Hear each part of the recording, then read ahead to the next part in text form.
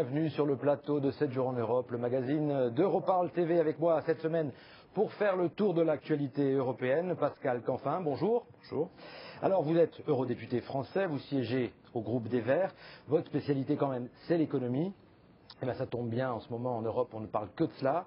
Mais avant d'entrer dans le vif du sujet, je vous propose tout de suite notre petit jeu du oui ou non. C'est parti. Alors Pascal Canfin, vous avez voté pour le socialiste Martin Schulz, le nouveau président du Parlement européen. La question est oui ou non? Oui La réponse ou est non? oui. La réponse est oui. Vous regrettez, vous aussi, que cette élection ait été jouée d'avance? Oui. Après les tests de résistance, tout un autre sujet, après les tests de résistance pratiqués sur les centrales nucléaires de l'Union européenne, aucune ne devrait finalement fermer. C'est une bonne nouvelle? Oui et non. Ah, mais manifestement, beaucoup devront faire l'objet de travaux pour assurer leur robustesse. Ça ne vous rassure pas non plus? Non. Alors, les socialistes français, s'ils arrivent au pouvoir en France, donc pourraient fermer 3 ou 4 réacteurs d'ici les 5 prochaines années, donc une fermeture de réacteurs nucléaires. C'est mieux que rien? Oui, mais c'est pas suffisant. Alors, l'eurodéputée Eva Joly est candidate des écologistes en France pour les présidentielles. Doit-elle maintenir sa candidature? Bien sûr. Voilà. La zone euro est dans... Bon, on en parlera dans quelques instants et là c'est terminé pour ce petit jeu. Merci encore d'avoir accepté de jouer le jeu. Je voulais simplement vous poser la question de savoir si la zone euro est à nouveau secouée par la crise, si vous étiez inquiet. Bien sûr. Bon, bien sûr, on en reparle dans quelques instants. Juste avant, on regarde ce petit résumé de l'actualité de la semaine préparé par Julie Martin. Sans surprise, c'est le socialiste allemand Martin Schulz qui a été élu président du Parlement européen jusqu'aux prochaines élections de 2014. Martin Schulz a été élu dès le premier tour, soutenu par le groupe PPE, majoritaire dans l'hémicycle. Le nouveau président succède à Jerzy Buzek, qui a assuré la présidence de la première moitié de législature. 5 nouveaux questeurs et 14 nouveaux vice-présidents devaient aussi être élus. Une semaine après la cérémonie officielle de mercredi dernier, la première ministre danoise a présenté aux eurodéputés le programme de la présidence de l'Union pour les 6 prochains mois. Objectifs principaux, une Europe responsable, dynamique, verte et sûre. Et dans ce contexte de crise, le Danemark entend faire de la relance de la croissance l'un de ses principaux défis. La crise économique toujours et encore au cœur des priorités.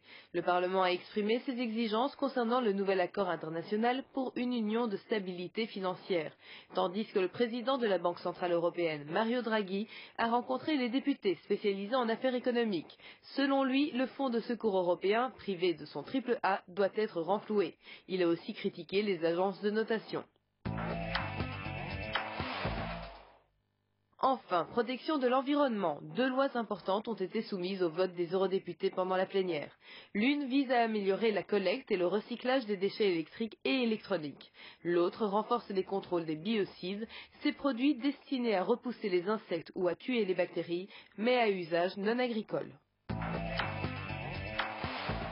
Alors Pascal Canfin, un commentaire déjà pour cette semaine, mais pour commenter ce qui s'est passé. L'élection du socialiste Martin Schulz au perchoir du Parlement européen. Alors, le nouveau président a l'air de vouloir faire bouger les lignes, d'être plus politique. C'est une bonne chose? Je pense que surtout il doit être plus offensif pour représenter le Parlement dans la discussion entre la Commission et le Conseil. On voit bien que le risque majeur qui guette l'Europe aujourd'hui, c'est un risque de délitement de ce qu'on a construit ensemble autour de la méthode communautaire. Donc on voit bien qu'on risque d'avoir une Europe à plusieurs vitesses. En soi, sur le principe, ça peut se justifier, mais il faut être extrêmement vigilant sur le fait que tout ce qui peut être mis dans le cadre de la méthode communautaire reste dans la méthode communautaire avec un contrôle démocratique extrêmement fort. Et c'est la position que Martin Schulz a défendue, c'est la position que nous défendons. Donc il ne s'agit pas de politiser la présidence si on raisonne en termes gauche-droite, mais clairement de l'affirmer en termes institutionnels. Cette semaine, on l'a vu, le président de la Banque centrale européenne était à Strasbourg et il a dit 2 choses. Il a dit 1, la situation est grave. Et 2, les agences de notation ont un petit peu perdu leur crédit ces derniers temps. Alors, on revient sur la situation de la zone euro. Où est-ce qu'on va clairement si on continue comme ça à ne pas prendre de décision ou à tergiverser? Où est-ce qu'on va clairement? Je ne sais pas. En revanche, c'est clair qu'on a un chemin qui est un chemin de construction d'alternative à celui qui est actuellement mené par les États. Parce que tout simplement, ce chemin ne marche pas. On verra peut-être quand on discutera du traité. Concrètement, aucune décision d'envergure n'a été prise depuis plus de 6 mois par les chefs d'État et de gouvernement. C'est l'échec de la méthode intergouvernementale. Et donc Mario Draghi a vraiment raison de tirer la sonnette d'alarme et de dire que la situation est gravissime. Il faut savoir que toutes les banques européennes sont totalement sous la dépendance, en quelque sorte, de la Banque centrale européenne. Et donc elles sont extrêmement fragilisées. Et c'est un couple aujourd'hui qui est fragilisé, c'est le couple banque-État. Les États ont été fragilisés parce qu'en 2008-2009, ils ont dû renflouer les banques. Et maintenant, ce sont les banques qui sont fragilisées parce que ce qu'elles détiennent, c'est des obligations d'État qui eux-mêmes ont été fragilisées par le renflouement. Et donc, en fait, on se refile le mistigris d'une dette depuis 3 ans et on n'arrive pas à sortir. Et alors, c'est là où la résolution du Parlement qui a été adoptée cette semaine est intéressante. Parce qu'elle reprend pour la première fois l'idée d'un fonds de désendettement ou un fonds de rédemption qui a été émise il y a quelques mois par ce qu'on appelle les 5 sages allemands, c'est-à-dire les 5 économistes qui conseillent le gouvernement Merkel, idée qui a tout de suite été rejetée par le gouvernement allemand, mais idée intéressante, reprise à son compte aujourd'hui par le Parlement européen, toutes les tendances confondues. Et concrètement, ça consiste en quoi? Ça consiste à dire la crise de la dette, c'est une dette de crise. Cette dette de crise, c'est entre 20 et 30 points de PIB. On prend cette dette de crise, on la met dans un véhicule spécial et on la rééchelonne un petit peu, même si peut-être que l'expression est exagérée, mais un petit peu comme des dettes de guerre. L'Allemagne, par exemple, a fini de payer très récemment sa dette de guerre, parce qu'elle l'a payée pendant 40 ans. On pourrait imaginer, parce qu'aujourd'hui il n'y a pas d'autre chemin, de traiter cette dette de crise comme une dette de guerre, et de dire, ben voilà, on la rééchelonne sur 40 ans. Du coup, chaque année, ce qu'on doit payer est beaucoup plus faible. Mais en contrepartie de ça, à ce moment-là, on garantit à ceux qui nous ont prêté de l'argent et qui vont faire un effort parce qu'ils vont l'avoir plus longtemps à rembourser, eh bien, on leur garantit le remboursement effectif. Enfin, si c'était si simple à faire, sans doute que les États membres l'auraient déjà fait. Non, vous savez, il y a plein de choses dans l'histoire qui font du bon sens, qui sont simples et qui ne sont pas faites.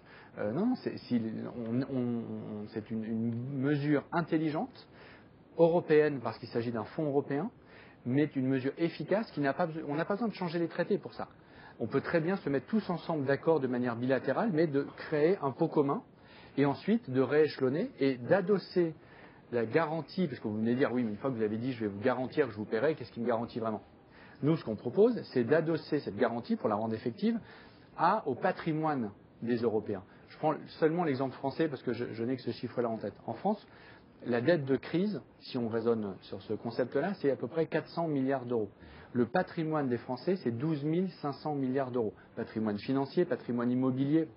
Si on prend une sorte de collatéral, c'est-à-dire qu'on prend une hypothèque de 3% sur l'ensemble du patrimoine, et on dit, si jamais un jour il y a un problème de remboursement, l'État français ira prélever une taxe exceptionnelle un jour, une fois de 3% du patrimoine, à ce moment-là, cette garantie, elle est effective parce qu'elle est adossée à l'économie réelle.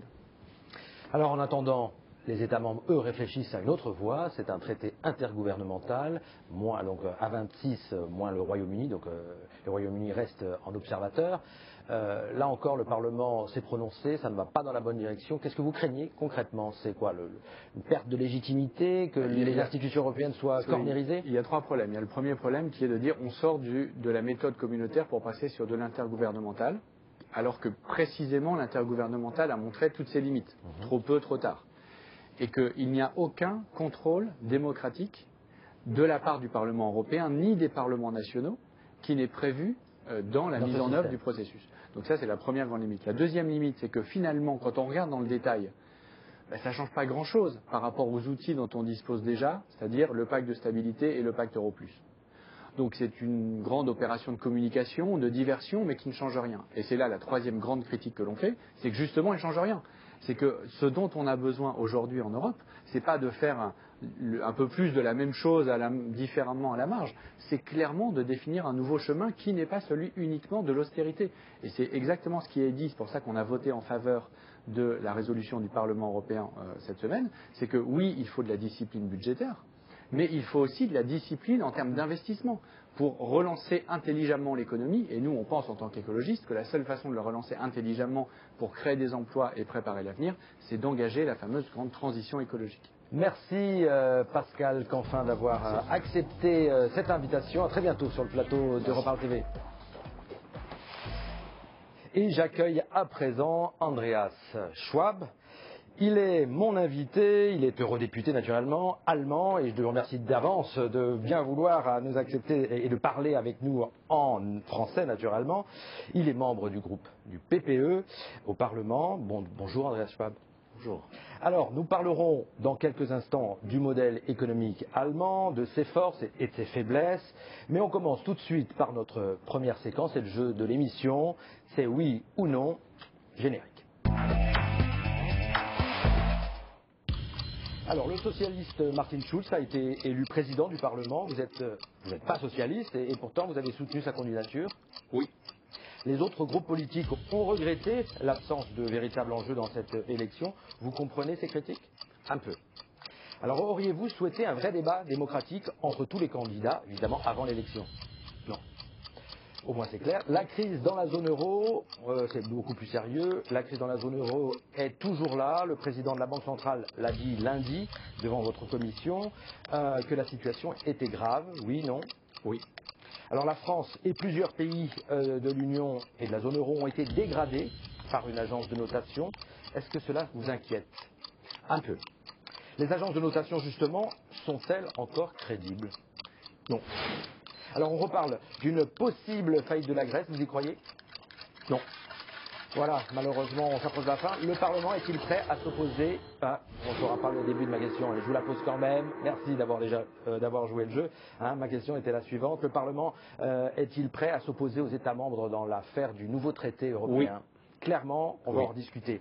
Mais justement, avant d'aborder cette question, on va regarder tout de suite un reportage sur le modèle économique allemand que nous a préparé cette semaine Andreas Dittel. Ganz Europa, so scheint es bisweilen, leidet unter der Krise. Ganz Europa? Nein, die größte Volkswirtschaft der Union ist ohne jeden Zweifel auch die stärkste, die gesündeste und die einzige, die es schafft, trotz der wirtschaftlichen Lage die Arbeitslosigkeit beständig zu senken. Vor dem Bundestag konnte die deutsche Arbeitsministerin ihren Stolz kaum zügeln. Wir haben eine wirtschaftlich starke Lage und wir haben einen robusten Arbeitsmarkt. Dann haben wir die höchste Vollbeschäftigung seit der Wiedervereinigung. Dann haben wir die Langzeitarbeitslosigkeit halbiert. Auf den Straßen von Berlin findet der Enthusiasmus der Ministerin keinen Widerhall.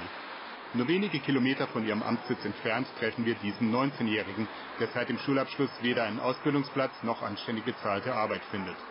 Er möchte nur unter der Bedingung mit uns sprechen, dass er anonym bleibt. Das sind Teilzeitjobs, Aushilfejobs, alles. Also die meisten Jobs, die man vermittelt bekommt, ist alles 40 Stunden wöchentlich.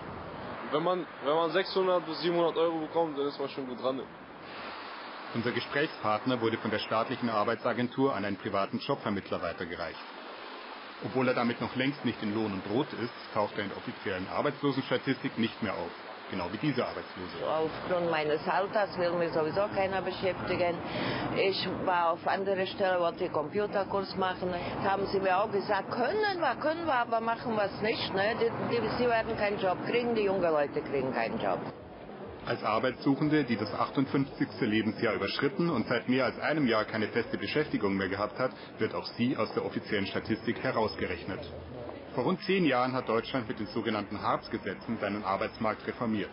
Seitdem sinken die Arbeitslosenzahlen ständig. Was davon ist real, was ist nur der Statistik geschuldet, haben wir diesen Gewerkschafter gefragt. Wenn man zurückschaut, 10 Jahre, stellt man fest, dass 100% sozusagen im Arbeitslosengeld 1 gewesen sind.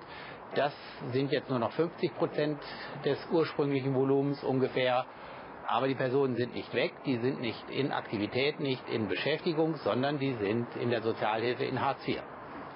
Mit den Hartz-Reformen kam eine Vielzahl von Teilzeitjobs, für die ganze 400 Euro im Monat gezahlt werden. Wer so einen Job hat, hat zwar weder Alterssicherung noch Sozialversicherung, aber er taucht nicht mehr in der staatlichen Arbeitslosenstatistik auf. Für mich sind das eigentlich zum Teil statistische Taschenspielertricks, die angewandt werden, um den Anschein zu erzeugen, die Arbeitslosigkeit sei bei uns kein wirkliches Problem mehr. In Wirklichkeit gibt es auch in Deutschland nach wie vor Massenarbeitslosigkeit. Der Druck gerade auf wenig qualifizierte Arbeitnehmer ist groß, weil sie auch in regulären Arbeitsverhältnissen oft sehr schlecht verdienen. Anders als die meisten EU-Staaten kennt Deutschland nämlich keinen allgemein verbindlichen Mindestlohn. Das geht letztlich auch auf Kosten der anderen EU-Staaten, denn auch die Finanzkrise resultiert aus meiner Sicht sehr, sehr stark daraus, dass Volkswirtschaften wie die in Griechenland, in Spanien, in Portugal immer weniger konkurrenzfähig sind, wenn sie keine Lohnvorteile mehr haben. Und diese Lohnvorteile anderer Volkswirtschaften wurden aufgezehrt dadurch, dass in Deutschland eigentlich seit der Jahrtausendwende spätestens eine solche Niedriglohnstrategie verfolgt wurde. Auf Dauer wird Deutschland diese Strategie nicht durchhalten können, ohne selbst wirtschaftlich Schaden zu nehmen. Wenn die Deutschen nichts ändern, ökonomisch inklusive in der Arbeitsmarktpolitik, wird sich das deutsche Elend verbreitern. Die Löhne in den unteren 30, 40, 50% werden sinken, vielleicht auch für die Lohngruppen darüber. Und das bedeutet natürlich weniger Kaufkraft, das bedeutet weniger Wirtschaftsentwicklung. Alors Andreas Schwab, on l'a vu dans ce reportage, le chômage en Allemagne, c'est une force de l'Allemagne.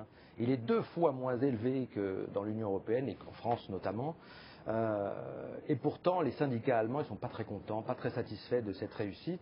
Ils sont même assez critiques. Ils parlent d'une Allemagne à 2 vitesses, celle qui travaille, qui a un bon salaire, et puis les autres qui sont sur le marché du travail, mais qui finalement sont des travailleurs pauvres. On parle de 20% de gens qui, en Allemagne, seraient quasiment sous le seuil de pauvreté. Comment concilier la remise au travail et puis une vie décente? Alors, je voudrais vous dire que tout d'abord, la vue sur l'Allemagne que vous donnez dans ce film n'est pas neutre. Il est clair que le nombre de salariés en Allemagne n'a jamais été plus élevé qu'aujourd'hui. Donc, maintenant de parler de trop de chômage, c'est un peu exagéré. Il faut d'abord accepter que le nombre de gens avec salaire a été augmenté dans les années passées. Et donc, je m'en félicite et je trouve que c'est une très bonne chose.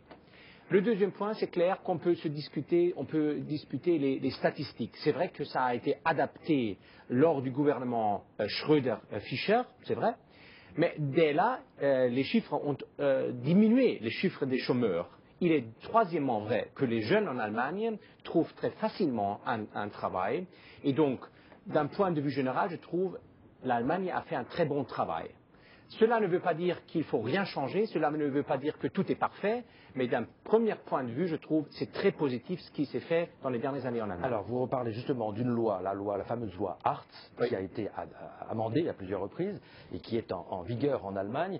Quel était son objectif principal et voilà, qu'est-ce que recherchait cette loi? L'objectif principal était de rendre plus facile d'embaucher des gens qui étaient des chômeurs. Et ça a été effectué. Le deuxième point était de rendre plus difficile pour des gens qui ont du mal à trouver un boulot et de leur aider de retrouver un boulot. Ça a été aussi positif. Et ça, c'était un succès? Bon, tout le succès a aussi des désavantages, mais je trouve, d'un point de vue général, ça a été beaucoup plus positif que négatif. Il est vrai qu'il y a un certain nombre de personnes âgées qui ont du mal à retrouver du travail. Mais on ne pourra pas régler ça facilement en politique. Il faut aussi que les gens de l'industrie globale, prennent ça comme responsabilité. Et si vous me permettez d'ajouter un autre mot, il faut faire en sorte que nous voyons en Europe ensemble que nous ne sommes pas une île. Souvent, on a l'impression que l'Allemagne a fait quelque chose au désavantage des autres pays européens. Mais l'Europe n'est pas une île, on est dans un monde globalisé et il faut faire face à ce monde globalisé et pour cela il faut aussi s'adapter en Allemagne et en Europe entière. C'est le temps d'avance que l'Allemagne a pris manifestement. Alors en pleine crise de la dette de la zone euro, on parle beaucoup d'austérité et de compétitivité. Est-ce que vous pensez que le modèle allemand que vous présentez, que vous justifiez, que vous soutenez est exportable dans le reste de l'Union ou est-ce qu'on doit le faire, est-ce qu'on peut le faire?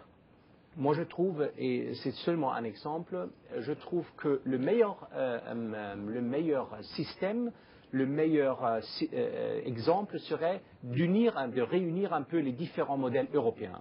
Il est vrai que d'abord, initialement, il faut discuter d'un endettement trop excessif dans tous les États membres de l'Union européenne. Discipline budgétaire, c'est voilà. le maître mot. Sans ça, ça ne va pas marcher.